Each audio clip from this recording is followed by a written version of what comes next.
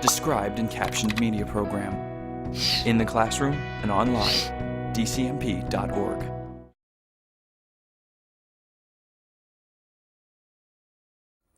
People are always asking me why I applied for that TV game Survivor. Why that reality program? It's really fascinating how it started. One day I met my father and I asked him, "Dad, what do you want for a Father's Day present? What do you really want?" My dad's eyes lit up and he went over to the computer, downloaded and printed an application, and handed it to me. It was an application for Survivor. He said, "Please fill this out." I looked at him and laughed. I said, "Dad, please, be serious. A deaf person would be on that show? I mean, come on, seriously.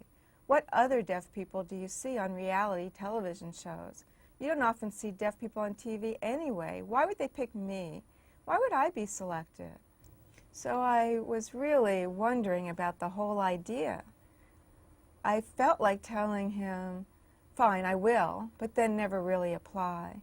But my dad was very persistent. He often reminded me, "Please fill out that application." So I had to. Fine. I filled out the application, I answered all the questions, and I made a videotape. And on the videotape, I kept it very simple. I just talked about myself. Understand I was using total communication. I talked and used sign. I was in the mountains, and I said, "I live here in Colorado. I'm deaf, and I'm willing to walk on fire and eat bugs. And there's 20 million deaf and hard of hearing people in the U.S., so you can attract a whole new viewing audience." It was just that simple.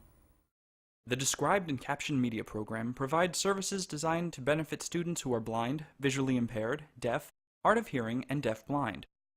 These services include a library of free-loan described and captioned educational media, a clearinghouse of information related to educational media access, a gateway to internet resources related to accessibility, and a center for training and evaluation of any service provider desiring to appear on the DCMP's approved lists of description and captioning service providers.